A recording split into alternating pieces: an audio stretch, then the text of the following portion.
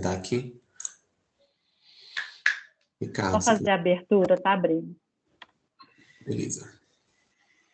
Então, boa noite, turma E de Números na Educação Básica. Estamos aqui na aula de número 9, no dia 18 de novembro de 2021.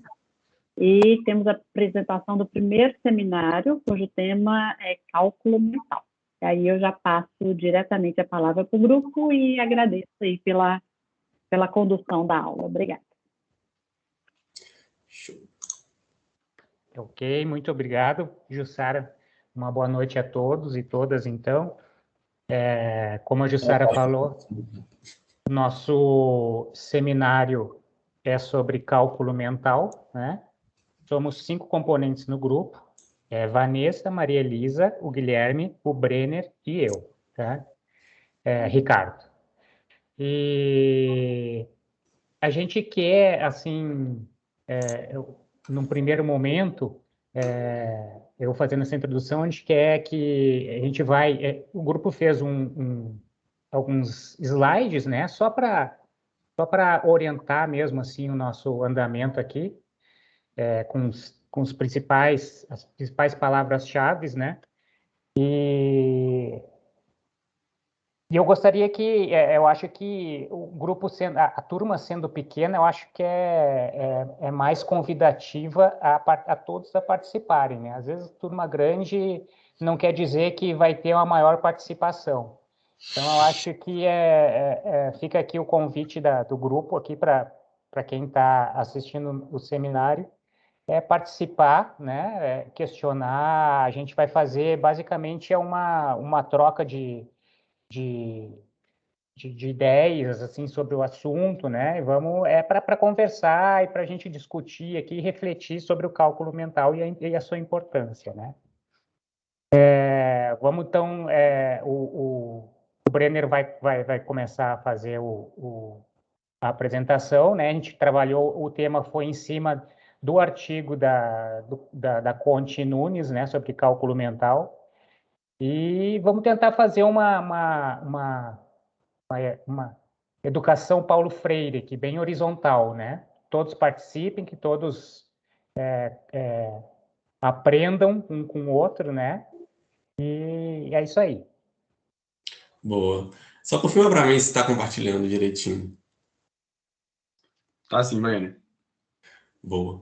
Então, é bem essa ideia mesmo que o Ricardo quis trazer para a gente. A gente levantou aqui alguns pontos e a gente, no meio da apresentação, a gente vai levantar alguns questionamentos para a gente, né, debater um pouco. E o primeiro ponto que a gente achou interessante, né, desse artigo, assim, vem lá do começo dele, onde as autoras buscam trazer um questionamento sobre o que é cálculo mental, né? O que é cálculo de cabeça, o que é cálculo na cabeça. E uma citação que ela faz lá no começo, né, sobre o que é cálculo mental, de Carvalho, que o que seria cálculo mental, né? Seria um cálculo feito de cabeça ou um cálculo feito com a cabeça, né? Isso chamou a nossa atenção de princípio, assim. E para, né, fomentar um pouco, assim, esse debate, né, eu vou trazer aqui algumas citações para a gente nortear, né, sobre o que a autora quis trazer com esse primeiro ponto de conflito, assim. Então, de início, né, ela dá uma citação sobre, trazida, né, de Parra e de Berdete, e fala, né, que cálculo mental, cálculo de cabeça, é basicamente o cálculo que seria calculado através do pensamento, através da reflexão, trazendo aí, né, o cálculo através de propriedades e tudo mais, uma coisa mais reflexiva.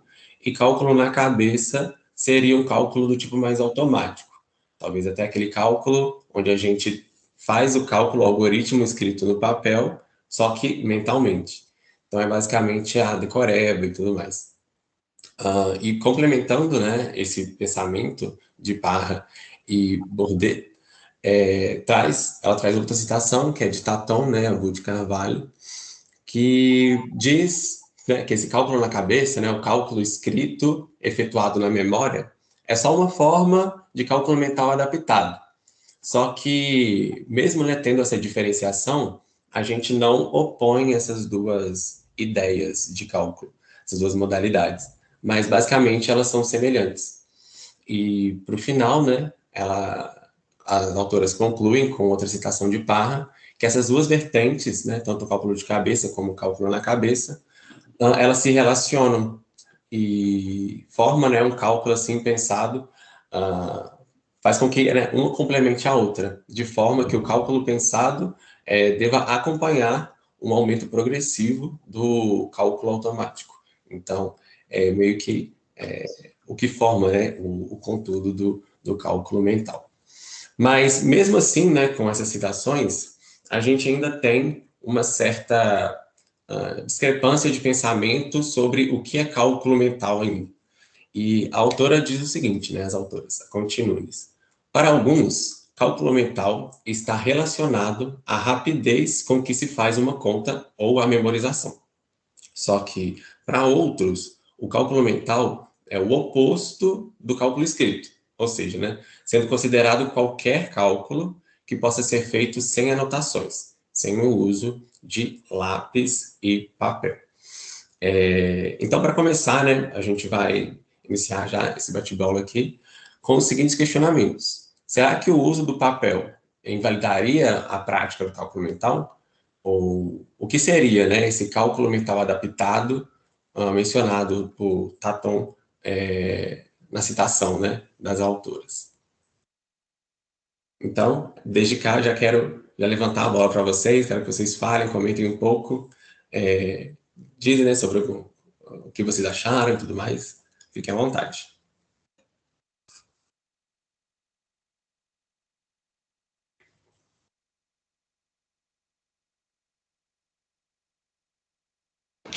Boa noite, turma. Boa noite, grupo aí. Eu também gostei muito dessa citação que vocês destacaram aí, que eu também, quando eu estava lendo o artigo aqui, eu também grifei ela, daquele questionamento cálculo de cabeça ou cálculo na cabeça. Aquilo lá também me deixou bastante reflexivo. E eu acho que o uso do papel, essa primeira pergunta aí que vocês fizeram respondendo ela aqui, eu acho que ele não chega a invalidar. Eu acho que ele é uma forma, pode ser uma forma de registro do cálculo mental que a gente faz, porque vamos supor que a gente tem uma conta grande, aí a gente, para agilizar o processo que a gente está fazendo essa conta grande, a gente faz contas menores e vai apenas registrando no papel. Então, o papel ele seria um auxílio para o cálculo mental, na minha opinião aqui.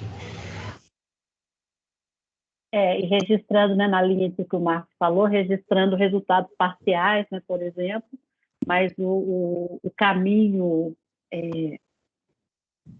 que acontece mais, que prevalece, é o mental, né? Então, você tem auxílio de outras coisas, de outras ferramentas, mas o processo mental é o que domina mais. Né? Porque eu também refleti bastante aí sobre essa parte, e a gente tende a achar que restringir, né? Mental é só mental, eu não posso usar mais nada. Né? E como se em outros processos não houvesse também um uso mental, né? Então, a gente tem que colocar critérios aí para entender qual que é a diferença mesmo. Bastante. Sabe, foi a primeira coisa, quando eu estava lendo o artigo, a primeira coisa que eu pensei, meio que filosofando, até escrevi no fórum lá, poxa, mas todo cálculo é mental, né? Qual é a diferença do cálculo que a gente faz, por exemplo, assim, de cabeça no supermercado, no nosso dia a dia, e qual é a diferença de um cálculo integral que a gente vai usar, uma calculadora, né? Fica meio assim, até, mas seria até meio, né? A primeira coisa que veio para mim, mas todo cálculo é mental, né? Pois é, interessante, eu também tive essa mesma percepção, porque quando a gente usa, né, eu faço o cálculo usando o algoritmo, acaba que a gente também usa o cálculo mental para conseguir resolver o cálculo ali com o algoritmo. Então, igual o Ricardo mesmo citou, o cálculo mental ele está muito presente mesmo. E aí é a questão, né? Se todos os cálculos são mentais, né? O que distinguiria o mental, né? O que elas chamam de mental, né?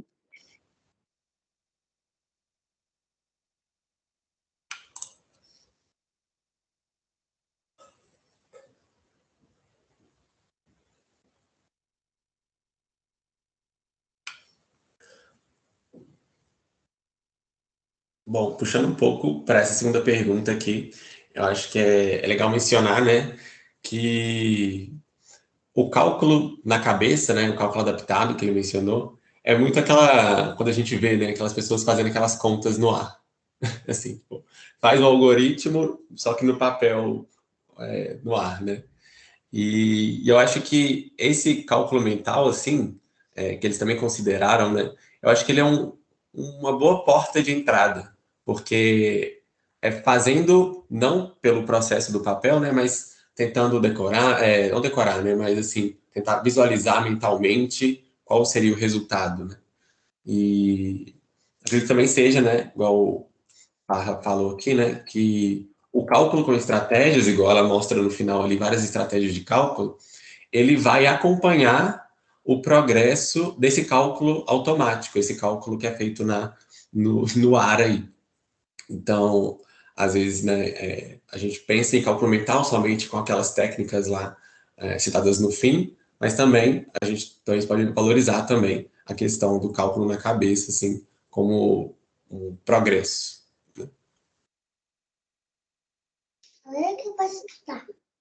Oi, eu caí? Oi, Não, voltei? você tá aqui.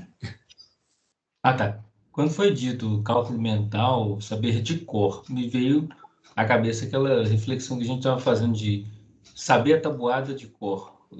É um cálculo mental, assim. Quando começa, né? Porque aquele vídeo que não lembro que a colega colocou aqui no link, a professora estava fazendo com meninos de, sei lá, 8 anos, 7. Então, começa cedo, né? Então, tem diferentes níveis de cálculo mental. A tabuada inclui, assim, saber a tabuada? Eu acho que o saber de cor a tabuada, usar o algoritmo, eu acho que tende mais para esse cálculo na cabeça, que é você usar o algoritmo convencional sem ser no papel, né? Que se automatiza o escrito formal, né? O algoritmo formal. E pelo que eu entendi, o cálculo de cabeça vai buscar estratégias diferentes desse convencional, e aí não sei se ele pode falar aí, para fazer essa conta, né? E aí, nesse sentido, está bem em sintonia com o artigo da Maria do Carmo Domit, né? Essa coisa de incentivar estratégias alternativas. Na minha visão, a principal diferença do cálculo de cabeça e do cálculo na cabeça é realmente o uso do algoritmo. Para mim, o cálculo de cabeça é o cálculo que foge do que a gente está acostumado a fazer no papel. Então, se no papel eu estou acostumado a usar aquele algoritmo bonitinho, armadinho, se eu faço esse mesmo algoritmo, só que na cabeça, é cálculo na cabeça. Agora, de cabeça é quando eu uso uma estratégia diferente, quando eu penso a conta de uma outra maneira, quando eu reflito sobre ela de um outro ângulo para eu conseguir chegar a um resultado.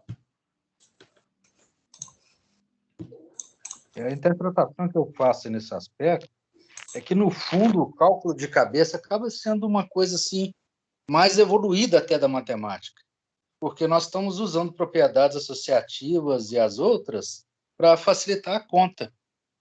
Eu, pessoalmente, se eu tiver que fazer uma multiplicação, por exemplo, por 95, eu não vou fazer a multiplicação por 95. Eu faço por 100 e subtraio 5 vezes a quantidade original. Isso vai me facilitar muito obter o resultado. Então, no fundo, eu estou usando até um pouco mais complexas, né, as associações para facilitar a conta. Se eu tiver que fazer uma multiplicação por 23, por exemplo, eu não vou fazer a multiplicação formal por 2, por 3. Eu, de repente, multiplicaria por 25 e tiro 2 vezes o que tinha. Vai dar um resultado muito fácil. E o 25 cai na mesma situação que o cara anterior do exemplo, né? Na hora que tinha que fazer uma multiplicação, ele multiplicou por 100 e dividiu por 4, para ter um resultado bem rápido. Eu acho que o cálculo mental está nesse tipo de macetinhos que as pessoas vão criando, aprendendo, que no fundo, são a utilização de outras regras da matemática. E dá a impressão, Jarbas, que tem até mais matemática de verdade aí, né? Porque você está raciocinando matematicamente e não repetindo uma técnica de forma mecânica. Exatamente. Parece que esse cálculo de cabeça não é um cálculo, é uma estratégia, né? Não necessariamente o cálculo da soma, mas sim meios que a gente vai pensar para resolver qualquer problema de qualquer natureza. E é legal que com o tempo, você vai criando suas estratégias em particular, né? Me parece Ela que o até fala aqui da cálculo... questão. Pode falar. Pode falar. Não, pode falar. Me parece que o cálculo de cabeça é mais para abstrair mesmo as ideias. Fazer relações entre os números, né, e entre as propriedades.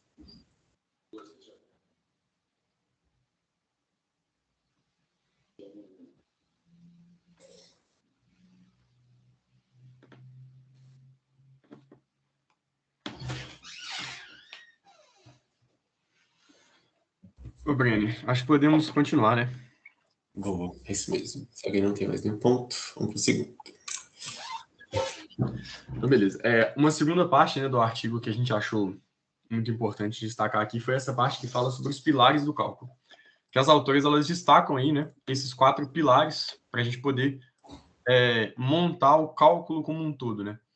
Elas colocam cálculo escrito, cálculo mental, estimativa e calculadora. E elas ainda fazem essa analogia da imagem aí, ó, que é a analogia do cálculo com uma mesa, né? Uma mesa de 4 pés, que são os 4 pilares. E falam, uma coisa muito importante que se fala no artigo é o seguinte, que se algum dos pés da mesa for maior do que o outro, a mesa vai cambalear.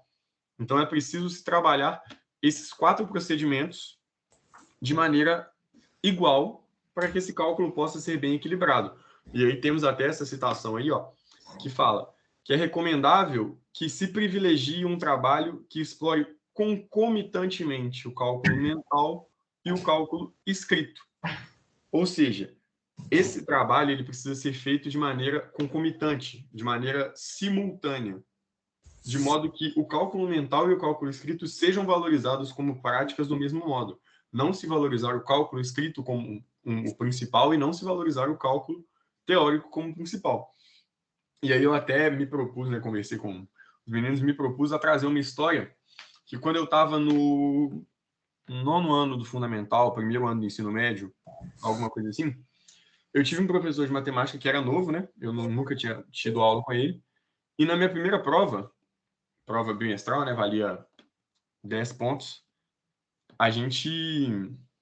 eu tive um problema que eu fiz a prova tinha 10 questões, eu fiz a prova toda e entreguei a prova fechada, né, questões de múltipla escolha, entreguei a prova em branco, só o gabarito marcado e a prova completamente em branco, porque eu tinha feito os cálculos mentalmente. E o professor não aceitou. Ele não queria me dar nota, ele não queria corrigir minha prova, ele me levou na coordenação, eu tive que explicar os meus raciocínios para a coordenadora, para ele perceber que eu tinha feito a prova realmente, e para aí, a partir desse momento, ele realmente começar a aceitar que eu fizesse as coisas desse modo. Porque eu sempre tive essa prática de fazer os cálculos de cabeça, na cabeça, ao invés de escrevê-los no papel. Então, aí, com essa história, com essa citação, eu chego no questionamento, que para mim talvez seja o principal desse momento. Esses 4 pilares, eles realmente são trabalhados no nosso ensino atual de maneira igualitária, de maneira concomitante? E de que maneira que eles serem trabalhados ou não serem trabalhados afeta o desenvolvimento do aluno, o desenvolvimento matemático do aluno? Porque quando eu estava conversando com os meninos do meu grupo, na minha visão, claramente eles não são trabalhados de maneira igualitária, né? O cálculo escrito ele é amplamente mais valorizado do que o cálculo mental, do que o cálculo na cabeça. Então, eu queria saber de vocês aí, o que vocês acham? A Jussara está com a mão levantada? Sim. É só para falar que aquela citação ali é dos parâmetros curriculares nacionais, PCN. Sim. Então, a orientação que a gente tem no documento oficial do nosso país é incentiva isso. Né? Para trabalhar essas coisas de maneira igualitária e concomitante. Aí eu queria saber o que o resto da galera que está aí acha, se essas coisas são trabalhadas desse modo, até de experiências próprias ou de coisas que vocês viram acontecer, ou do que vocês acham com um panorama mais geral mesmo. Posso? À vontade. Bom, para mim está muito claro, em termos de experiência de ver sala de aula, o cálculo de estimativa é muito pouco trabalhado. Você vai ensinar, por exemplo, em física, ordem de grandeza, né? Os meninos não aceitam que não dê uma resposta exata. Isso, alunos de ensino médio, então eles acham que está errado, que não pode arredondar, entendeu? Para fazer uma estimativa. Esse é muito defasado. E o de calculadora é aquele argumento que eu tinha ponderado, né? O argumento é, não pode usar calculadora porque o vestibular não deixa, por que eu vou deixar? E agora é o Enem, né? O Enem não deixa, por que eu vou deixar? Isso é muito forte. Então, mudar esse paradigma aí é bastante... Então, esses dois pés da mesa, na minha opinião, são bem pouco trabalhados. Como assim você não sabe fazer o cálculo escrito ou de cabeça? Entendeu? Tem que usar calculadora, parece um defeito usar calculadora. Isso é muito enraizado. E uma coisa que a gente ainda escuta é, se você fizer de calculadora, você não aprende a fazer do jeito certo. Você não aprende. Eu fiz a prova para não usar calculadora. Exatamente. Etc. Assim, imagina a escola, ninguém deixa usar calculadora, aí você vai e deixa. Se você tiver muita estratégia, você vai ser questionado pela escola de modo geral. Exato. Vou tentar seguir a ordem aí de que eu vi as pessoas levantando a mão. Acho que o primeiro que eu vi foi o Jarbas. É uma coisa interessante que eu queria comentar. Eu sou um pouquinho mais velho que a turma aí, né? E quando eu estudei primeiro e segundo grau, na minha época, não era ensino médio nem fundamental, não existia calculadora. Era um produto que nós não tínhamos. Então, os professores não tinham que preocupar com calculadora. E, naquela época, me foi ensinado muito, em física e em matemática, a fazer primeiro um cálculo de estimativa. Primeiro você fazia uma avaliação do problema que você tem que resolver e via que a sua resposta tinha que dar próximo de alguma coisa. Depois você fazia o cálculo exato e sabia onde você estaria trabalhando a sua resposta. Então, a própria disponibilidade da ferramenta, às vezes, torna a pessoa um pouquinho mais preguiçosa para trabalhar com cálculo mental e com cálculo de estimativa. É o que dificulta um pouco a vida do professor que libera a calculadora. Mas eu acho que, nesse ponto, acho que eu discordo um pouco da parte de tornar preguiçoso. Eu acho que a questão é saber trabalhar com todas as coisas de um mesmo modo. Por exemplo, um professor dentro de sala de aula, igual você falou, vocês eram encorajados a fazer o cálculo de estimativa. Do mesmo jeito que os alunos de hoje são encorajados a sempre buscar um cálculo exato. Porque, igual o Luciano falou, quando os meninos dentro de sala se deparam com um cálculo que dá um número decimal grande, o primeiro pensamento deles é: errei em algum lugar. Eles não aceitam que aquele cálculo possa ter chegado naquele resultado. E mesmo às vezes, quando eles recorrem à calculadora e eles fazem aquilo e dá errado, eles falam: tem alguma coisa estranha nessa questão. Eu falo da minha experiência como professor dentro de sala. Às vezes eu faço uma questão com os meus alunos que às vezes eu coloco os valores da minha cabeça. Eu não pensei muito bem em qual resultado vai dar. Eu crio valores para colocar naquela questão. Às vezes os meninos se deparam com valores decimais. Na minha aula de hoje isso aconteceu, por exemplo. Uma questão, os meninos se depararam com um resultado que dava 14,713, se eu não me engano. E todos os alunos chegaram ao mesmo resultado. E quando eu perguntei, nenhum deles quis falar porque todos acharam que estava errado. Sendo que eles fizeram no papel, sendo que eles fizeram na calculadora e do jeito que eu ensinei eles a fazer na sala. Exatamente. Então, e aí, qual foi a minha saída? Qual foi a minha ferramenta? Sendo que eles já tinham usado o cálculo mental, o cálculo escrito e a calculadora. A minha ferramenta foi justamente passar para o lado da estimativa. Mostrar para eles que o valor que tinha que dar naquela questão tinha realmente que ser algo nessa ordem de grandeza. algo com algumas partes decimais maiores, porque a gente estava pegando uma coisa e dividindo ela em partes muito pequenas. Então, esses 4 pilares, eu acho que a questão não é os alunos não usarem, a questão é eles não serem encorajados a usar. Eles não serem instigados a saber usar os 4 e a trabalhar de maneira efetiva com os 4.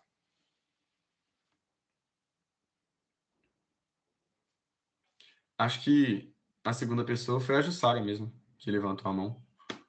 Sim. Volta a mesa aí para mim, por favor, Breno, você que está projetando. Parou de compartilhar? Não, é só voltar um. Não, volta um para a mesa. Só para gente. Isso, obrigada. Só para a gente lembrar que nós estamos falando de 4 pés aí de uma mesa, né? 4 pilares. Pela fala de vocês, e pela minha experiência também, como aluna, como professora, o cálculo escrito é o mais privilegiado, né? Então, esse pé aí do cálculo escrito é muito mais comprido na nossa realidade prática escolar, né? Aí, quando o Jarbas, né, criticou o uso de calculadora, né, porque o aluno vai ficar preguiçoso, a gente tem que lembrar que ele é apenas um pé, né? Se a gente aumentar o pé da calculadora, né, só a calculadora e esquecer os outros, vai continuar acontecendo o desequilíbrio, né? Então, a questão não é incluir ou não a calculadora, mas manter o equilíbrio entre os 4 pés. E aí não vai acontecer do aluno ficar preguiçoso, né? Porque ele não está só trabalhando com calculadora, ele não está substituindo os outros pés pela calculadora. É trabalhar concomitantemente o cálculo escrito, o mental, a estimativa com a calculadora. E isso vai desenvolvendo vários aspectos do nosso raciocínio com cálculos de operações básicas, etc. Né? Porque esse exemplo que o Guilherme deu é legal, que ele usou várias competências, vários dos pés, né, para fazer o mesmo cálculo. E aí um pode até ajudar a conferir o outro. Né? Então, a questão não é não privilegiar um só, nem o escrito, nem a calculadora, né? Todos. E tem que haver um equilíbrio e uma conversa entre eles. Olha, eu fiz essa estimativa aqui, será que está coerente com o cálculo escrito ou com a calculadora? Então, e fazer essa trama com os 4, com as 4 estratégias é elaborar, eu acho, a formação matemática dos alunos, porque eles vão, cada uma pede um tipo de raciocínio diferente, isso, os 4 trabalhando juntos só vai potencializar isso aí. Né? Então, a gente não pode privilegiar um nem outro. Era isso, obrigada. E o Elisaias também tinha levantado a mão, se eu não me engano.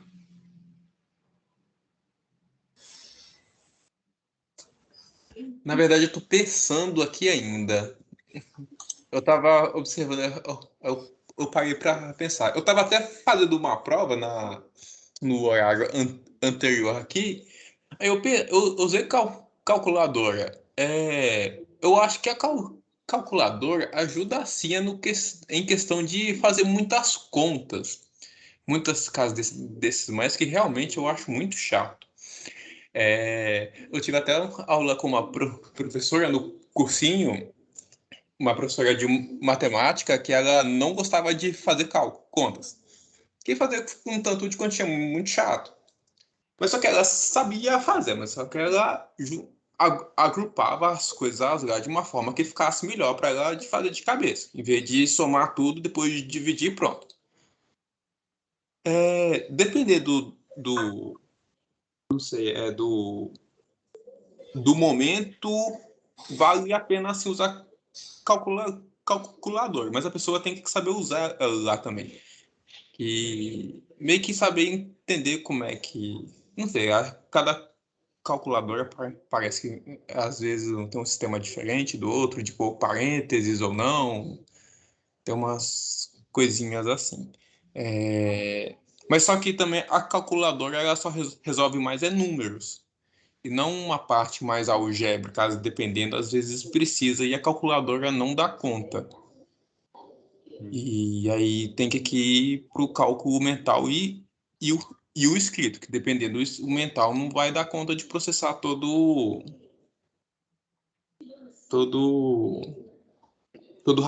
raciocínio que tem que ter para fazer a situação lá. Dependendo, um desses pés aí, em vez dele ser mais alto, em determinados pontos, acho que ele pode ser mais grosso. Não só aumentar para cima para desequilibrar, mas só que ser mais grosso para ter mais ênfase em determinadas coisas. Mais ou menos isso. Jarbas. Quem acabou de falar foi o Bré, né? Foi o Elisaias.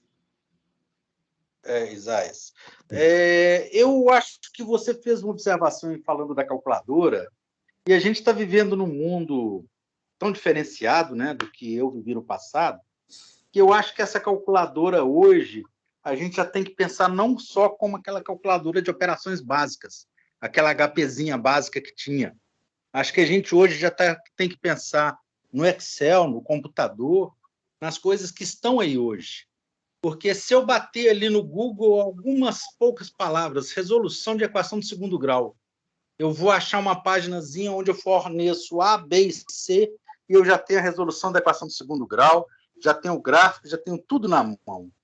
Então, quando a gente trata aí de calculadora, eu acho que a gente já está pensando numa coisa um pouco mais profunda, que a gente tem que se adaptar à situação de hoje.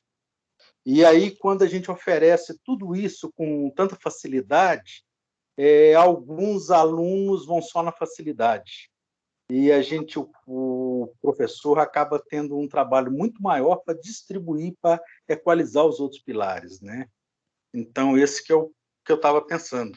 E o nosso último argumento, o nosso último slide vai ser exatamente sobre isso. Qual é o papel do professor nesse momento? Saber justamente intermediar essas coisas. Ele trazer esses recursos tecnológicos, esses recursos desses sites que resolvem equações e tudo isso para a sala de aula, e não falar para o aluno, não use isso, é errado. Mas ele trazer e mostrar aquilo para o aluno como uma ferramenta concomitante a todas as outras que ele já apresentou, concomitante a uma estimativa, concomitante a um cálculo mental. Tanto é que eu falo com meus alunos dentro de sala várias e várias vezes que tem problemas que, óbvio, com todo problema de matemática vai exigir vários conceitos. A gente nunca vai ter um problema que é só calcular uma área, que é só fazer algo do tipo. A gente sempre vai ter que ter vários conceitos matemáticos englobados para trabalhar aquele problema. Mas, às vezes, o conceito principal, por exemplo, é geometria. Só que, para eu poder resolver esse problema de geometria, eu tenho que resolver uma multiplicação com números na ordem dos milhares. Às vezes, essa multiplicação é trabalhosa e vai me fazer, às vezes, perder o foco do meu problema principal. Aquela multiplicação ali vai me custar muito tempo, sendo que o problema principal é um problema de geometria. Então, eu encorajo meus alunos, eu falo, gente, usem calculadora sim, não tem problema nenhum. Agora, isso é feito depois que eu já trabalhei com eles esses cálculos na ordem dos milhares e que eu tenho certeza que eles sabem fazer escrito, eu tenho certeza que eles conseguem. Tem gente que não tem tanta facilidade com cálculo mental, então a gente tem que entender isso também até certo ponto, né? Que tem alunos que não vão conseguir, muitas vezes, desenvolver esse cálculo mental. Mas eu sei que eles têm ferramentas para, pelo menos, estruturar esse cálculo mental na cabeça. Eu sei que eles conseguem ver aquilo ali, que são 2 números na casa dos milhares, então provavelmente a resposta vai me dar um número com 8 casas ali, uma estimativa. Eles já sabem mais ou menos qual tem que ser aquela resposta, para aí sim, com 3 pés equilibrados, eles poderem usar a calculadora. E aí a gente atinge o equilíbrio entre essas coisas.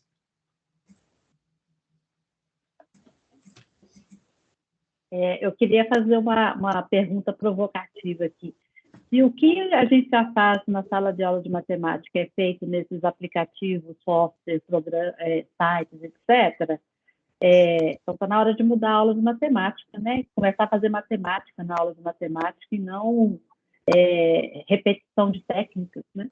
Exatamente. Técnica, computador faz, vamos fazer matemática na sala de aula? Exatamente. que é uma das principais deficiências dos nossos alunos no geral hoje, né? Eles sabem reproduzir o que eles aprenderam em sala, mas às vezes, quando essa reprodução necessita de uma interpretação antes, eles já ficam perdidos. Se eu apresento um problema de função de primeiro grau, eles sabem substituir valores e resolver. Agora, se eu apresento esse problema como o valor de uma corrida de táxi, que depende da quilometragem rodada e de uma bandeirada inicial, às vezes eles já ficam com um problema para interpretar e relacionar que isso é uma função. Então, acho que o nosso papel dentro de sala de aula é justamente esse, justamente fazer essa intermediação entre técnica, interpretação, raciocínio e utilização de ferramentas. Até porque a gente fala do nosso, a gente fica pensando do nosso meio, né? Tem crianças que não têm condições de ter nem calculadora, né? Exato. Outro detalhe importante. Brenner, acho que se ninguém tem mais nenhum questionamento, mais nenhuma fala, podemos prosseguir. Boa, então. Então, no próximo tópico, assim, a gente pensou no que foi, né, mencionado ali em poucas palavras, assim, para a nossa autora, que é o cálculo mental no ensino médio. E, né, para aumentar, assim, para fomentar mais esse diálogo, eu trouxe aqui uma breve história, que eu acho que praticamente quase todo mundo conhece, mas quem não conhece, eu acho que vai ser bacana de conhecer. Alemanha, 1785.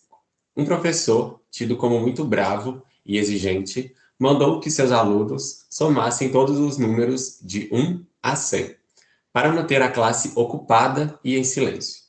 Aparentemente, ele esperava que eles passassem bastante tempo resolvendo tal exercício. E, para a surpresa de todos, em poucos minutos, um aluno de aproximadamente 8 anos deu a resposta, e correta, 5.050.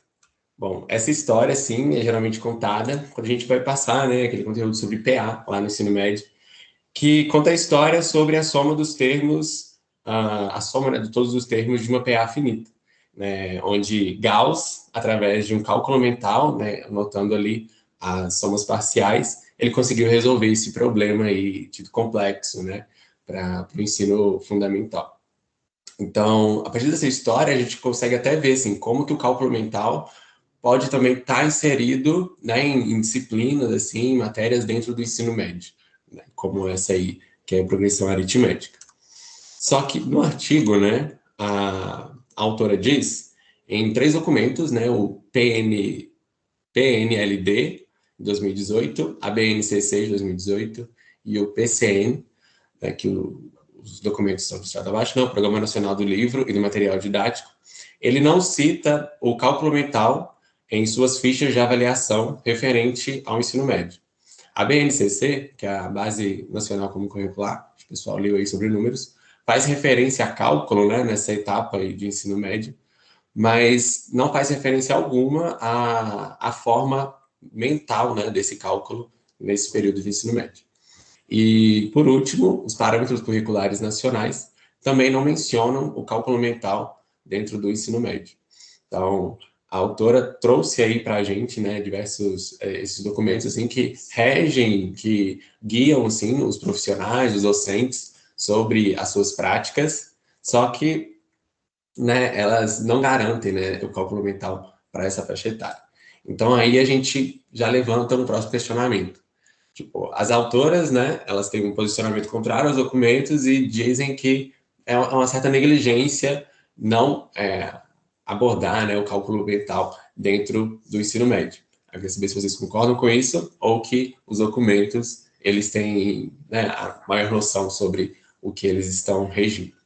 E, por último, eu também queria saber, sim, por último não, né, e também um outro questionamento, qual o impacto dessa modalidade de cálculo mental, né, para a execução do Enem, né, visto que o ensino médio ele é muito voltado ao ensino para as pessoas fazerem a prova no final. Eu queria já completar um pouquinho essa fala do Brenner, né? Caso alguém não tenha lido o artigo, alguém não tenha acessado algum desses documentos em algum momento, eles preveem sim, eles falam sim de cálculo mental, né? Mas só durante o ensino fundamental. Fala-se de cálculo mental realmente escrito assim, se eu não me engano, 6º e 7º ano. No 8º e no 9º isso já não aparece com tanta clareza assim mais, e no ensino médio já não é tão tratado, como o Brenner falou. Então, a nossa pergunta é justamente sobre isso. No ensino médio, esses conteúdos não serem abordados, eles não serem previstos por esses documentos, as autoras consideram uma negligência, e a gente queria saber o que vocês acham sobre essa negligência, essa suposta negligência.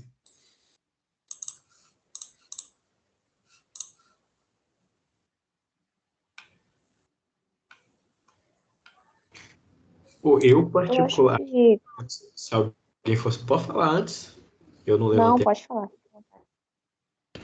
Eu acho que essa modalidade de cálculo do Enem, ela pode chegar a definir uma vaga na UFMG, por exemplo, na hora que você está fazendo a prova. Porque para você pensar uma prova, você fazer 90 questões em 4 horas e meia, todas as questões, você não ter, por exemplo, uma boa estratégia para resolução mais rápida, você fica muito tempo para trás. Eu, por experiência própria, quando fiz a minha prova no terceiro ano, eu resolvi fazer a prova de matemática. Era matemática e ciências da natureza no mesmo dia. Eu falei, matemática eu acho que eu posso me dar melhor, então eu vou fazer a prova de matemática. Aí eu comecei a fazer a prova de matemática sem me preocupar com o tempo. Quando eu acabei a última questão de matemática, falei, não, deixa eu ver quanto tempo eu tenho para passar o gabarito, faltava 1 hora. Então eu tive que fazer as outras 45 questões quase que num chute, não dava nem tempo de ler. Graças a Deus que deu certo, eu consegui passar, mas se a gente não tiver uma boa estratégia, não souber maneiras de deslizar as coisas, a gente pode ficar até para trás.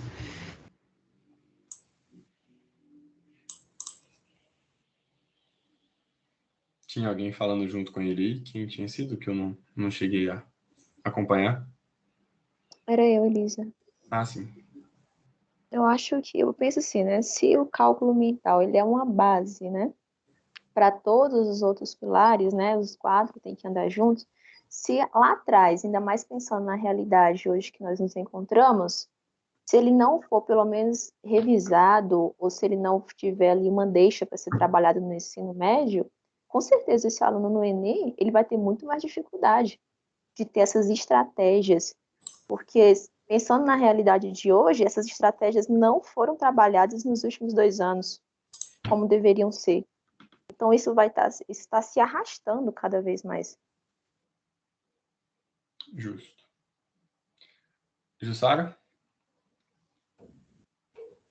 Bom, eu só queria lembrar que a gente não atua no ensino médio só para preparar para o Enem, não, né?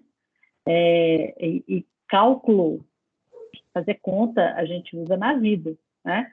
E aí, se a gente visa o trabalho no ensino médio para o Enem, a gente pode estar deixando um buraco na formação desses estudantes, né, que eles não estão fazendo Enem o tempo todo, né? Eles estão fazendo Enem em 2 dias, né? É importante, ok, mas não é a única coisa que eles vão fazer na vida. E nem todo mundo faz Enem, né? Bom, as autoras, elas, sobre, né, a negligência no ensino médio, elas sugerem, né, que é porque tem muito conteúdo no ensino médio, alguma coisa assim, né, agora já estou confundida aqui se eu li isso no fórum ou se foi no artigo, pronto. Mas o fato é que com as crianças, né, que se privilegia o cálculo mental, mas eu acho que eu concordo com as autoras, né, da gente, seria bom lembrar isso, porque senão vai ficar, a mesa vai ficar desequilibrada, né, se a gente não incentiva esse tipo de trabalho o tempo todo, né, o cálculo mental pode ficar atrofiado, e eu sou um exemplo disso. Na minha formação, eu não tinha muito incentivo de fazer cálculo mental, e eu sou péssima nisso. Péssima fazer cálculo mental. Todas essas viciadas na calculadora, viciada no lápis de papel, viciada no computador. Eu sou um ser humano que precisa de mídias para viver. Eu dependo de tecnologia, seja lápis de papel, seja calculadora, seja... Porque lápis de papel é tecnologia também, tá, gente? Tem aquele livro que eu indiquei para vocês na aula passada, né, da informática na educação matemática, provocação que os autores fazem. Será que os nossos alunos estão muito viciados em lápis e papel para fazer contas? Né? Quando alguém pergunta para eles, o aluno está viciado em calculadora, será que eles estão viciados em lápis e papel? Também, né? Porque lápis e papel também é uma tecnologia, assim como a calculadora, assim como o computador, né? Mas sim, eu concordo com elas. Eu acho que que seria bacana trabalhar esses 4 estilos de cálculo ao longo de todo o, inclusive para álgebra, né? A gente precisa fazer contas na álgebra, né? E para estudar gráficos, né? Precisa o tempo todo, não é só na aritmética que a gente usa contas, né? Era isso. E eu acho que foram citados 2 pontos muito importantes dessa discussão, que foi o primeiro, o argumento de serem muitos conteúdos e não dar tempo de trabalhar o cálculo mental. Para mim, isso é um erro absurdo, porque o cálculo mental ele não é um conteúdo específico, né? Ele tem que ser incluído em todos os conteúdos que a gente for trabalhar. Quando a gente for trabalhar progressões, a gente tem que incluir um cálculo mental nessas progressões. Quando a gente for trabalhar equações, a gente tem que incluir um cálculo mental. Então, acho que todo e qualquer conteúdo precisa ter a presença desse cálculo mental para a gente poder instigar isso o tempo inteiro, né? Então, concordo completamente com as autoras quando elas falam dessa negligência. Para mim, o que a gente está fazendo é exatamente o que a Jussara falou. A gente trabalha o pé ali, o pilar ali do cálculo mental até o fundamental, e no ensino médio a gente cresce os outros e deixa ele ali do mesmo tamanho. E é impossível atingir o equilíbrio se a gente não trabalha algum dos pés, né? E o segundo ponto, para mim, muito importante, foi a questão da Jussara falar, a gente não prepara os alunos para o Enem. Isso é muito importante. Apesar da nossa estrutura de ensino preparar os alunos para o Enem, a nossa estrutura de ensino, acho que não tem nem como argumentar muito. A nossa estrutura de ensino, ela visa o Enem. Acho que essa base nacional, ela veio para tentar fugir um pouco disso, mas, na minha opinião, ainda não foge, não. Ela ainda não consegue fugir. O nosso ensino médio é para preparar os alunos para vestibulares e o Enem como um todo. Só que nós, como professores, é que temos que mudar essa visão dentro da sala, né? Porque, querendo ou não, a gente tem diretrizes, a gente tem planos, mas quem está dentro da sala somos nós, né? Então, a gente que tem esse papel de ir trabalhando as coisas do jeito que a gente achar mais adequado, né? Do jeito que a gente acha que vai funcionar melhor e privilegiando, tentando, né? Já que, teoricamente, esse seria o jeito mais adequado, né? Tentando privilegiar esses 4 pilares de maneira igual. Tinha gente com a mão levantada. Marcos. Pô, igual você falou aí que a gente que no ensino médio chega a negligenciar o cálculo mental, mas será que não negligencia porque ele já fica meio que subentendido no que a gente está trabalhando? Por exemplo, quando a gente vai fazer um cálculo de área, a gente monta lá a nossa figura, aí a gente vai escrever lá, dá igual a base vezes a altura, a gente coloca o valor da base, da altura, faz o nosso cálculo mental do resultado e já anota. Será que a gente só não dá um foco a gente meio que não percebe onde que ele está sendo usado? Eu acho que não é tipo uma negligência, mas eu concordo que está super falta. Acho que a gente como aluno, eu concordo com você. A gente como professor, eu discordo completamente. Eu acho que a gente como professor, a gente não incentiva isso. A gente, assim, falo de um modo mais geral, né? É nosso papel incentivar isso a todo momento, seja ensino médio, seja ensino fundamental. Então, a gente como aluno, eu concordo com você. E ainda um pouco menos, né? A gente que tem facilidade com a matemática, eu concordo com você. Porque eu tenho alunos de 2º, 3º ano que não conseguem fazer esse cálculo de área na cabeça. Seja a multiplicação mais simples de todas. Eles precisam escrever aquilo ali, eles precisam fazer ele realmente escrito, né? Eles não conseguem... De cabeça, né, Guilherme? Isso. De cabeça, Isso. não eles fazem na... de cabeça, eles não fazem na cabeça. Eles precisam do algoritmo. Então, eu acho que eu concordo com você, sim. Como aluno, a gente meio que deixa isso de lado porque já está meio que intrínseco no nosso raciocínio. Agora, como professor, eu acho que isso não pode ficar intrínseco em momento nenhum do nosso ensino. Momento nenhum. Luciano. Não que é legal essa discussão, ela sempre surge em reuniões pedagógicas, né? Assim, sempre.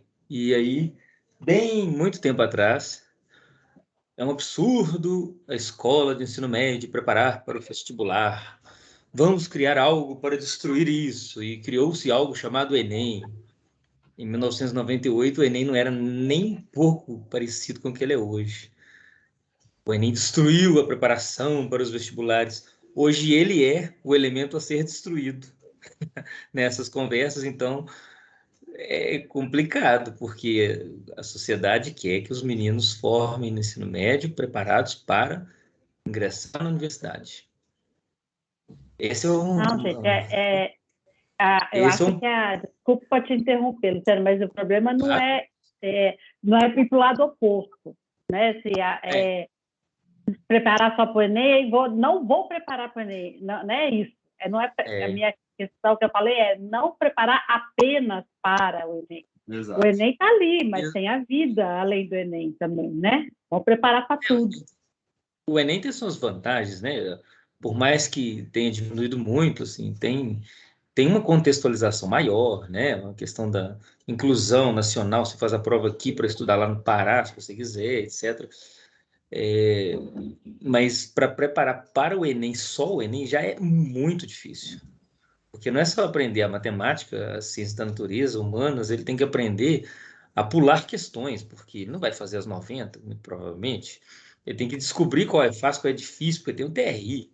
Ele vai gastar muito tempo numa questão que por si só é difícil, vai perder várias fáceis, entendeu? Então tem muitas estratégias que os alunos de escolas mais bem estruturadas, né? Esses alunos aprendem. Então, não é só chegar lá e fazer a prova.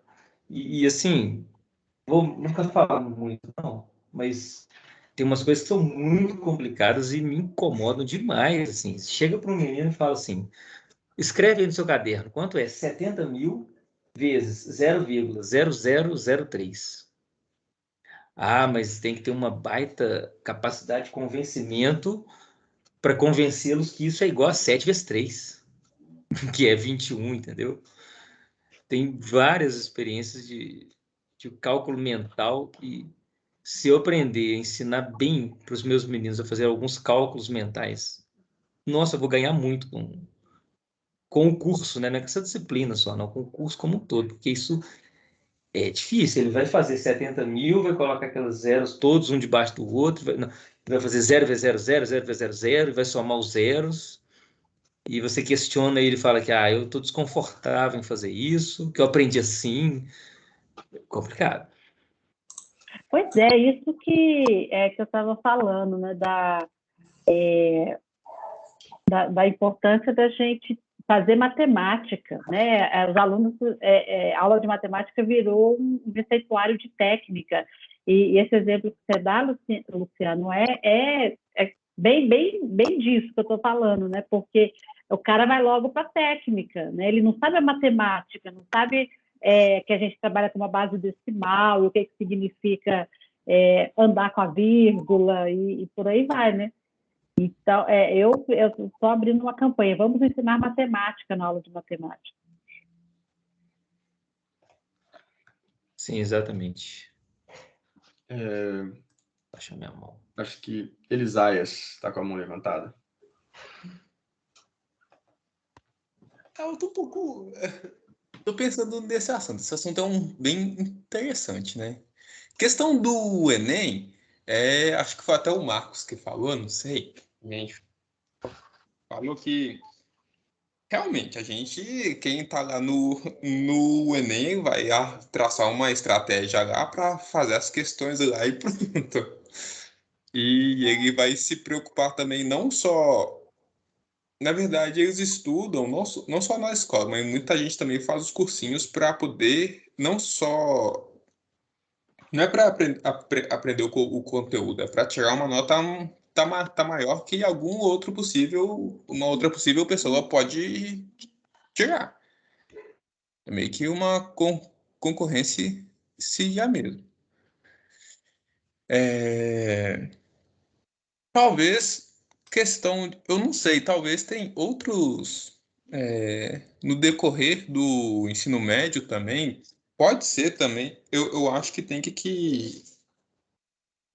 ter mais incentivo, mais estratégias também para a questão do raciocínio mental, e não só de técnicas, e de entender também porque as técnicas funcionam.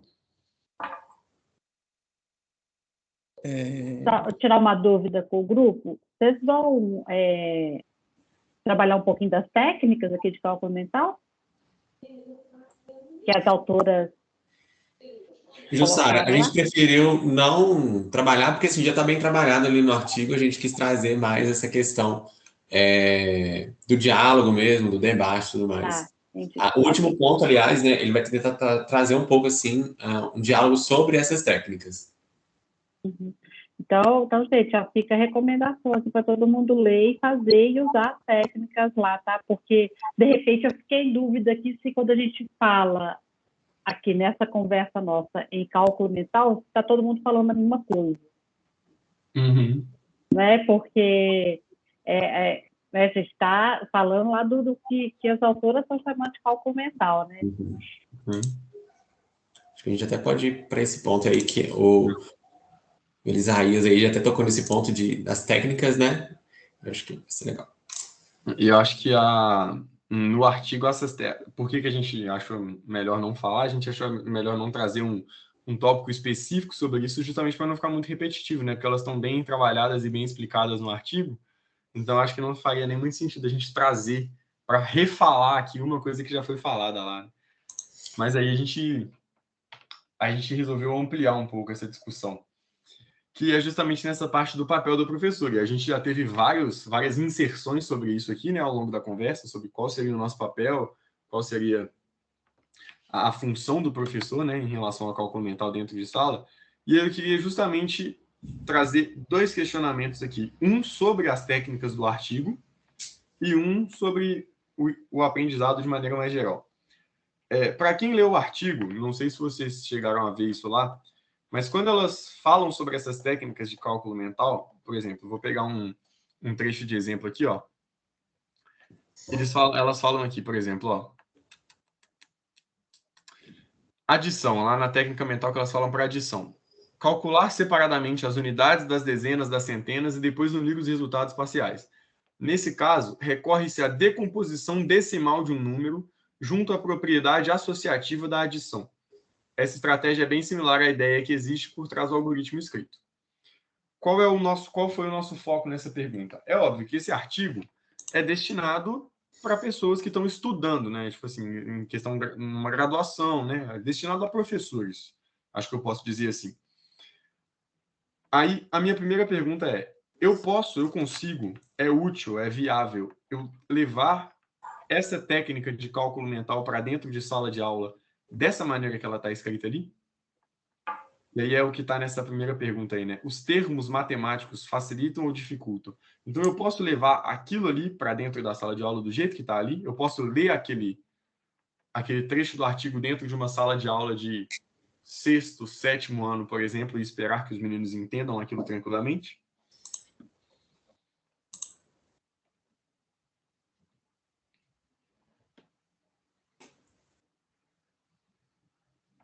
Não sei se eu entendi essa pergunta, Guilherme, mas o texto é feito para professores de matemática, como você bem disse, né? E aqueles cálculos eles estão todos escritos, né? E vai explicando qual é a técnica e tal. O cálculo mental se faz oralmente, né? Mas e ali é o professor entendendo qual é a lógica que está por trás desse cálculo mental. A minha pergunta é justamente nesse ponto. Vou até me responder, porque eu não sei se eu fui totalmente claro. Quando eu pergunto se a gente pode levar aquilo daquele jeito para a sala de aula, é justamente para falar que o papel do professor é justamente, por exemplo, ao ter contato com um artigo como esse, porque, querendo ou não, a gente não sabe todas as técnicas, a gente não conhece todas as técnicas, a gente tem que ir se atualizando, a gente tem que ir se melhorando, a gente precisa conhecer mais técnicas. Até hoje em dia, quando se fala de metodologias ativas, são coisas que teoricamente são novas, né? Então a gente precisa se atualizar, a gente precisa correr atrás dessas coisas. Então, por exemplo, quando eu me deparo com um artigo daquele, eu posso trabalhar aquilo na sala de aula, mas eu preciso pegar aquele artigo, pegar aquele trecho do artigo entender aquele cálculo mental e traduzir aquilo para que meus alunos entendam. Então, para mim, um dos principais papéis do professor nesse aspecto do cálculo mental é desvendar as técnicas de cálculo para poder passar para os alunos. Se eu falar para os meus alunos assim, ó, vocês vão trabalhar com a propriedade associativa da adição e vão somar separadamente centenas, dezenas de unidades. 90% vai ficar olhando para mim até babando, sem saber nem do que eu estou falando. Então, eu acho que um dos principais papéis que a gente tem é justamente transformar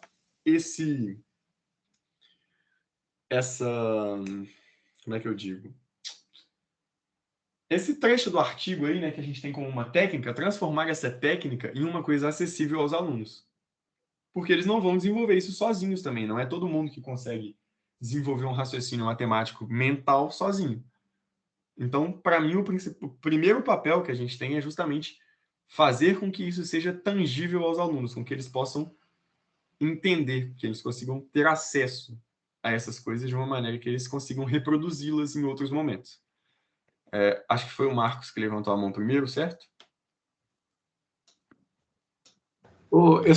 Uma coisa que um questionamento que veio aqui agora, enquanto você falou isso, que a gente pegar, por exemplo, as estratégias de cálculo mental e levar para os alunos e ensinar para eles. Será que a gente não corre um risco de, por exemplo, se alguns alunos podem se identificar e outros não? Será que a gente não corre um risco de falar para o aluno que o cálculo mental dele, a estratégia que ele usa para fazer uma conta que ele acha boa, não poderia estar errada? Porque eu, por exemplo, quando eu li aqueles negócios lá, eu vejo o cálculo mental que eu faço, é uma bagunça total na minha mente, que às vezes só eu entendo. Se eu fosse transmitir para outra pessoa, a pessoa ficaria dias tentando pensar na bagunça que eu fiz, era capaz ela ficar até confusa. Eu acho que a gente tem que pensar mais em uma questão de valorização, de tentar valorizar todos os cálculos, a gente como professor, ver as estratégias de cada aluno e tentar incentivar eles mesmos a eles desenvolverem habilidade na técnica que eles têm. Acho que a minha fala, quando eu falo de apresentar, não é ensinar para os alunos e falar, o cálculo mental é assim. A gente dá opções, né? A gente mostra para os alunos, ó, um exemplo que a gente pode usar para fazer o cálculo mental é esse aqui. Outro exemplo é esse aqui. E aí, por exemplo, isso cabe até uma discussão na sala de aula. Tem alguém aqui que faz de algum outro jeito que não sejam esses? E o aluno explica e a gente fala, não, beleza, seu modo de pensar, seu modo de cálculo mental também funciona muito bem. Então, acho que a gente tem que valorizar essa pluralidade, né, de cálculos, essa gama grande, porque acho que foi até a Maria Elisa que falou em determinado momento, isso se torna muito particular, né? A ideia de cálculo mental ela se torna muito particular. Cada pessoa vai ter seu próprio raciocínio, cada pessoa vai ter seu próprio desenvolvimento de raciocínio. Então a gente precisa valorizar todos eles, mas como eu falei, não são todos os alunos que têm a facilidade de desenvolver o seu próprio raciocínio, de desenvolver a sua própria técnica. Então, com o professor apresentando algumas, às vezes ele se identifica, ele fala, ó, aquela primeira que o professor falou, eu acho que eu gostei dela, acho que eu consigo usar ela bem. Um outro aluno pode falar, nossa, a primeira eu não faço ideia de como fazer, mas a segunda, eu acho que eu consigo usar ela bem, acho que eu posso me adaptar a ela. Então, acho que a gente tem esse papel de, assim como você falou, valorizar o conhecimento dos alunos, valorizar a forma de pensar dos alunos, mas de também apresentar outras formas, mas de garantir que eles entendam que todas elas que não se tem diferença de importância, né? Todas elas são certas, digamos assim. Jussara, eu acho que foi a segunda. Isso, eu ia falar mais ou menos na linha do Marcos, né, do incentivo, né, que você também concordou, de incentivar as crianças, os estudantes, os adolescentes, de trazerem suas técnicas de cálculo.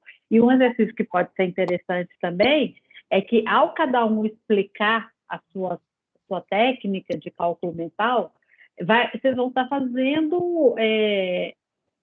trabalhando com as propriedades, como o Jabas falou mais cedo, né, que eles vão ter que raciocinar em cima do cálculo mental, né, para entender a técnica que está ali por trás, a lógica matemática. Fulano faz assim, a Vanessa faz assim, o Marcos faz desse jeito, o Guilherme faz desse outro. O que eles têm em comum? Qual que é a lógica que está por trás? Então, fica uma discussão sobre a matemática ali, né, e não uma repetição de técnicas.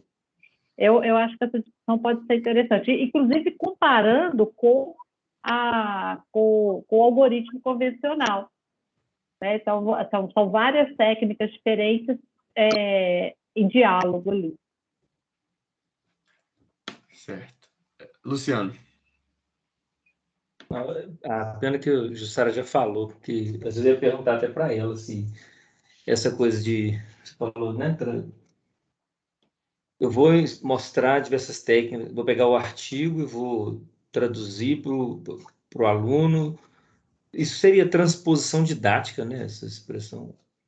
Eu ia perguntar isso para a Jussara, se isso seria um exemplo, né, de transposição didática, porque, como eu falei, né, como eu já estudei isso mais na física, a gente pega os conteúdos e traduz, entre aspas, né, para o modo que o aluno entenda, seja ele no médio, no fundamental 2 e etc. E às vezes, não sei se está pensando assim, negligência não ter cálculo mental na BNCC do ensino médio. Não sei se é negligência ou se a pessoa que fez, as pessoas fizeram isso pensaram assim. Não vai ter um momento, agora eu vou dar aula sobre cálculo mental, vou te mostrar vários exemplos. Ou às vezes eu coloco assim, em cada tópico que eu ensinar, na hora que for um momento oportuno, eu vou e falo, aqui eu posso fazer esse cálculo mental de forma mais concreta.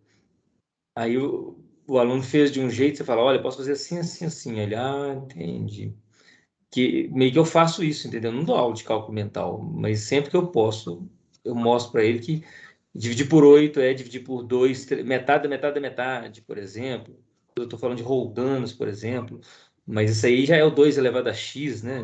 2 elevado a menos x. Então, fazer o link com a outra disciplina. Então, talvez as autoras não colocaram na BNCC não porque agora não é hora mais de ensinar cálculo mental. Agora, talvez porque isso está diluído nos diversos conteúdos, sei lá. Sim, mas aí eu acho que... É igual alguém falou aí, né? No cálculo mental não é conteúdo, né? Exatamente. Alguém falou isso aí hoje. É o que eu falei quando, se eu não me engano, foi até, não sei se foi o Marcos ou se foi o Elisaias que trouxe mais ou menos essa mesma faixa de raciocínio, né? E foi o que eu tentei, né, trazer. Que o cálculo mental ele não é para ser trabalhado numa aula específica. Você não vai separar uma aula de matemática, por exemplo. Você não vai dar áreas, volumes e na outra aula você vai dar cálculo mental. Ele é para ser justamente inserido nesses conteúdos. Enquanto você estiver ensinando áreas, você insere estratégias de cálculo mental, você trabalha com os alunos estratégias de cálculo mental, ou às vezes você não precisa nem trabalhar, por exemplo, falar com os meninos, aqui a gente pode fazer o cálculo mental desse jeito. Mas às vezes quando você estiver corrigindo um exercício, você pergunta para o aluno assim, ô fulano, como é que você fez esse exercício? Ou então, por exemplo, você resolve lá no quadro e fala, alguém fez diferente? Aí um aluno levanta a mão. Quando você pergunta para ele, o que ele fez? Ele desenvolveu uma estratégia dele de cálculo mental e ele resolveu o exercício através dessa estratégia. Só nisso a gente já está valorizando a ideia do cálculo mental dentro da sala de aula. Só de deixar o aluno expor o modo que ele fez e de falar para ele, ok, você também está certo, o seu jeito também funciona, a gente já está valorizando essa ideia do cálculo mental. Então, eu não acho que é um tópico específico a ser trabalhado, ele simplesmente tem que ser incluído em todos os momentos até o final da escolarização desses alunos. E é o que eu acho que se peca um pouco nos documentos na BNCC, nos planos nacionais, porque o cálculo mental não é nem citado. Então, acho que nisso se peca um pouco. Você falou uma coisa muito interessante. Faz um exercício. Quem fez diferente? Se você conseguir criar uma atmosfera de incentivar os alunos a falarem as diferentes maneiras, que é muito difícil, porque, assim, no geral, os alunos são incentivados pelos docentes a calarem a boca e que a fala deles é errada, que é burrice, que é um custo a gente incentivar o aluno a falar. Mas quando ele fala um diferente ali, a gente que aprende mais que ele, porque a gente, que legal, não sabia disso. Aí a gente vai falar isso na outra sala e na outra, e você vai pegando um pouquinho de cada aluno, de cada sala, e chega uma hora que você tem um arsenal gigantesco. Até a questão do Freireano, né? Quem ensina aprende a ensinar, quem aprende ensina a aprender. Grande parte da sua experiência docente vem daí. Sim. da escuta, né? Eu acho que a gente se constrói como professor nesses momentos, né? Quando a gente compartilha com os meninos, quando a gente chega a dividir raciocínio com os meninos, e não do jeito que muitos professores, infelizmente, fazem até hoje, né? De ensinar e esperar que os meninos aprendam. E assim, algo que me chamou a atenção no artigo, que as autoras colocaram, é que para o professor, né, dar esse incentivo aos alunos, isso vem da formação dos docentes, né? Eles precisam ter contato ali mesmo na universidade, na faculdade, a importância de deixar o aluno mostrar o seu raciocínio, a dar opinião de como ele resolveu aquele cálculo, aquele problema. Sim. Eu penso, e vocês colocaram muito bem essas questões aí, eu acho que, por exemplo, uma alternativa que poderia ser desenvolvida por nós, professores mesmos, que eu acho que peca muito, não por questão de ensino, por outras questões, mas nos estágios que eu fiz percebendo, que você olha professores de matemática de diferentes turmas, eu acho que eles poderiam conversar mais, elaborar estratégias para ir valorizando isso ao longo da construção de ensino dos alunos, né? Que às vezes você pega um professor de 6º ano, ele trabalha uma coisa com uma turma, passa para o 7º, vem outro professor. Eu não vi, pelo menos nas escolas que eu estava, eu não vi os professores dentro das séries dialogando sobre estratégias, como é que eles poderiam fazer, que geralmente a matemática é um conteúdo que a gente vai construindo durante toda a formação, né? A gente vê um pouquinho lá na educação básica, da educação básica vai para o Fundamental 2, e as bases vão só crescendo. Se houvesse uma conversa entre os professores, estratégias que eles fossem traçando assim, ano por ano, conversando, o que a gente pode fazer aqui de cálculo mental, para a gente chegar até aqui, já ter isso desenvolvido, essas coisas todas, acho que faria um grande progresso, tanto na educação dos alunos, como na educação no Brasil, de modo geral.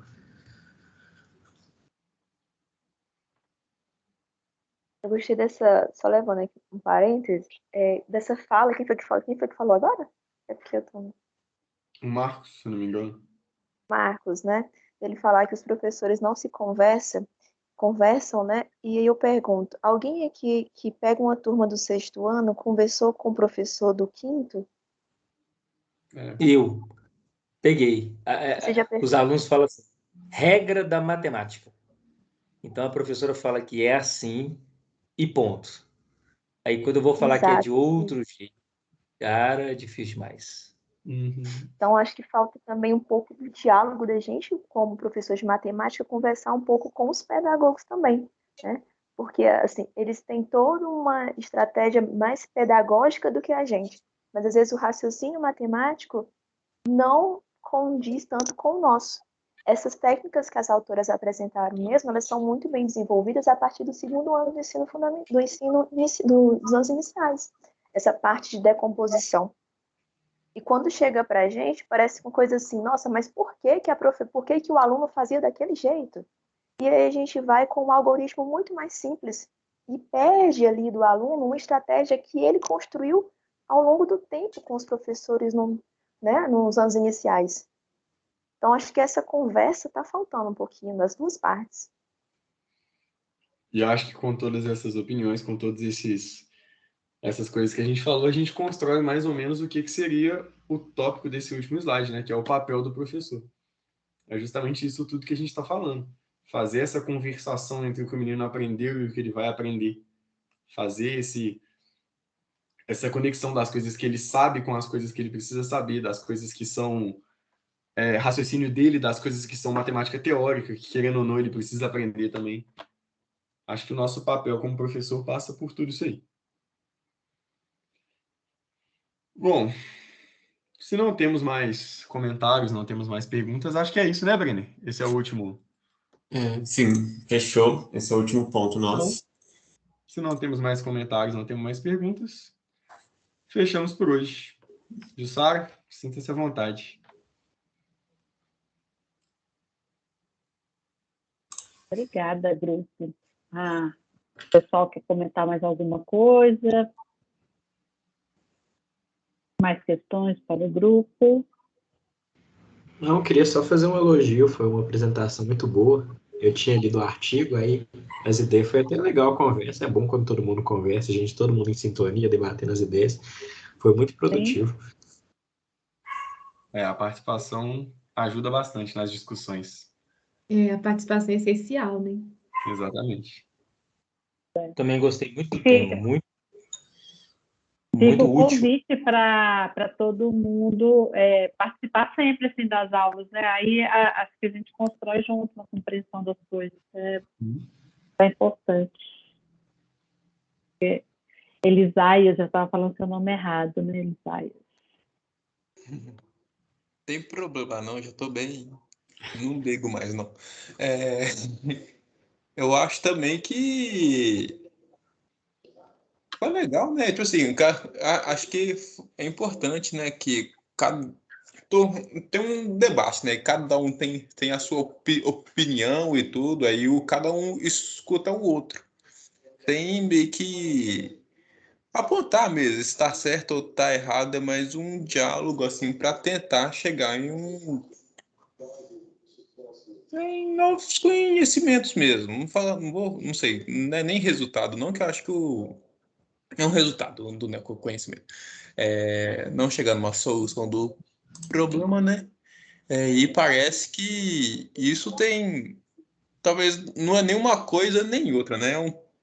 São muitos pontos que foi falado aqui junto e sendo aplicado, desenvolvido com o tempo. E a gente constrói juntos uma compreensão do trabalho, né, do texto, e as coisas vão se esclarecendo, os principais pontos vão sendo ressaltados, né? E cada vez que a gente discute um texto, a gente sai da discussão entendendo um pouco mais daquilo ali. E o que, no nosso caso, reverte para a nossa formação como professores, né?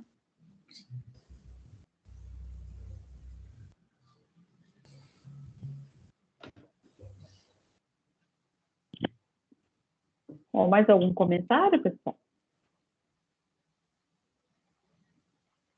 Acho que é tudo, né? Obrigada, grupo, parabéns pelo trabalho. E aí, bom, eu já deixei programado para a semana que vem uma oficina, tá? Só lembrando aqui que a gente deixou combinado nessa turma que os grupos são os mesmos, tá, gente? Os grupos para os seminários e para as oficinas, que acaba que a gente está aqui com 15 pessoas, tá? Nessa turma. Então, são 3 grupos. Tá bom? Ok. Boa Então, noite, obrigada, viu, gente? pessoal. Boa noite. Obrigada, pessoal. Boa noite. Obrigada a vocês. Pela Tchau. participação de todo mundo. Obrigado.